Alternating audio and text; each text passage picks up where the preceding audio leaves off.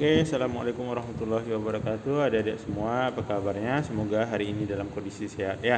Baik, ketemu lagi dengan Bang Yo. Kali ini kita akan membahas tentang notasi ilmiah dan konversi satuan. Nah, untuk lebih memahamkan antum apa itu notasi ilmiah, ya Abang coba berikan ilustrasi. Yakni yang pertama adalah seorang pemuda memikirkan masa bumi. Masa bumi itu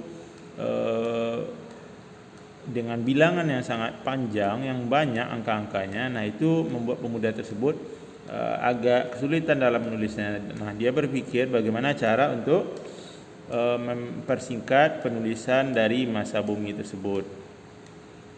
Nah, kemudian karena dia belajar fisika, dia menemukan juga bilangan bahwasanya kecepatan cahaya itu jumlahnya adalah 300 juta meter per sekon. Nah, katanya dia akan menghabiskan banyak tempat untuk menulisnya. Nah, untuk menjawab pertanyaan dari pemuda ini, maka kita akan menjawabnya dengan belajar tentang notasi ilmiah. Bisa enggak kira-kira bilang-bilang yang besar itu atau yang panjang itu penulisannya bisa dipersingkat? Nah, insya Allah bisa untuk belajar dengan materi notasi ilmiah ya.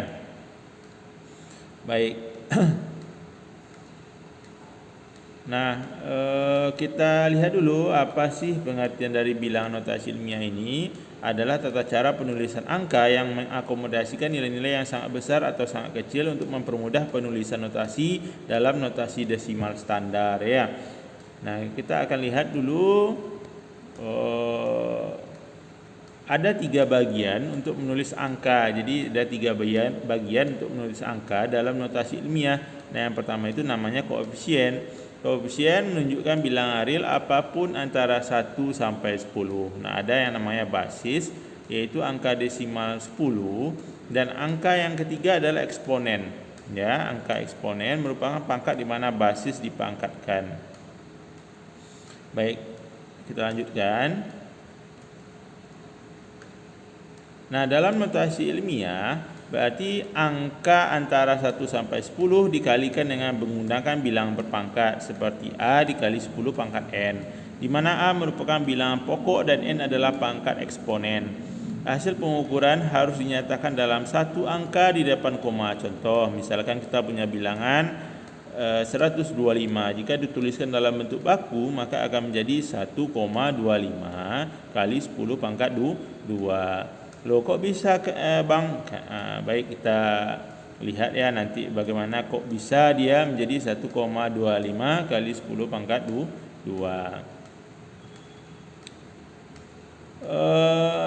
Kita lihat dulu aturan penulisan notasi ilmiah ini. Nah, ada 2 ketentuan jika bilangannya lebih dari 10. Jika bilangannya lebih dari 10, maka bagaimana cara membuat notasi ilmiahnya? Yang pertama adalah jika bilangannya lebih dari 10 tidak mempunyai koma atau bukan desimal, buatlah koma di belakang angka paling belakang. Jika bilangan tersebut telah memiliki koma, maka kamu tidak perlu menambahkannya lagi. Kemudian yang kedua, buatlah koma di sebelah kanan angka pertama. Yang ketiga, hilangkanlah angka 0 di belakang koma selain yang diapit angka bukan 0 ya. Kemudian yang keempat, kalikan bilangan yang sobat dapat di angka ketiga dengan 10 pangkat N, di mana N sama dengan jumlah angka yang diapit oleh 2 koma. Baik, nanti ada contoh. Nah, ini dia contoh. Kita punya angka 105.000 sebanyak 12 buah ya. Nah, angka ini akan kita nyatakan dalam notasi ilmiah. Pertama, karena dia tidak ada koma, maka cara pertama adalah taruh koma di belakang angka terakhir, paling terakhir.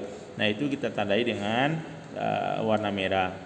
Kemudian buat koma di belakang angka pertama, ya, kita tandai dengan warna biru. Kemudian angka di antara koma, maka itu kita beri warna orange.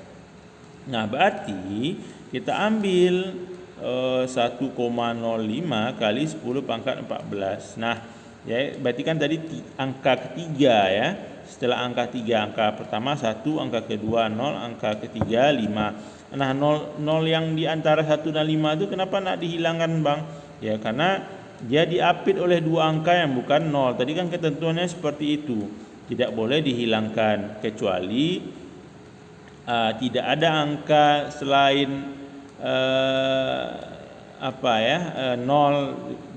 yang mengapitnya. Baik. Nah, kali 10 pangkat 14. 14 ini apa? 14 ini adalah jumlah angka yang diapit oleh dua koma, yakni tanda oranye itu kita hitung 1 2 ya 3 4 5 6 7 8 9 10 11 dan 12 13 14 ya. Ada 14 angka, berarti 10 pangkat 14. Baik. Nah, berbeda dengan yang tadi, jika bilangan kurang dari 1 antara 0 sampai 1, maka cara kita membuat notasi ilmiah adalah buatlah koma di belakang angka pertama bukan 0 ya. Buatlah koma di belakang angka pertama bukan 0 yang kamu jumpai dari sebelah kiri. Hilangkan angka di belakang angka pertama yang kamu jumpai. Kemudian kalikan angka di nomor 2 dengan 10 pangkat n. N ini maksudnya ya, dengan n adalah jumlah angka yang diapit oleh koma. Baik. Nah, ini contoh 0,00001276. Maka cara pertama adalah beri koma di angka pertama, ya kita tarik ke arah kanan, kemudian jumpa kita angka yang bukan 0, maka kita taruh setelah angka pertama tersebut ya, maka jadilah dia 1,276. Nah, kali 10 pangkat min 5. Min 5 ini adalah jumlah angka yang diapit oleh tanda koma gitu ya. Oke. Nah, di mana kita bisa mengaplikasikan konsep notasi ilmiah ini? Ya, biasanya salah satunya adalah pada saat kita mengkonversi satuan. Nah, selanjutnya kita akan belajar tentang konversi satuan ya. Nah, salah satu penggunaannya adalah pada saat konversi satuan. Oke. Ini dia actionnya. Oke, kita mulai dulu dari konversi satuan panjang. Nah, ini adalah tangga untuk konversi satuan panjang: kilometer, hektometer, dekameter, meter, desimeter, sentimeter, dan milimeter. Nah, bagaimana caranya? Nah, kalau misalkan satuan awalnya itu di atas satuan yang akan kita konversi, satuan akhir gitu ya. Berarti artinya turun tangga gitu. Maka cara mengkonversinya adalah dengan setiap turun tangga itu dikali 10. 2 tangga dia turun berarti dikali 100. 3 tangga dia turun berarti dikali 1000. Begitu seterusnya, tinggal ditambah angka nolnya sebanyak berapa kali dia turun tangga. Nah, kalau misalkan dia ada 2 km mau jadikan ke dekameter, maka itu artinya turun 2 tangga, berarti dikali 100 berarti 200. Baik. Nah, bagaimana jika seandainya dia satuan awal di bawah satuan akhir, satuan yang akan kita konversi? Berarti setiap naik tangga itu dibagi 10 ya. Setiap satu tangga dibagi 10.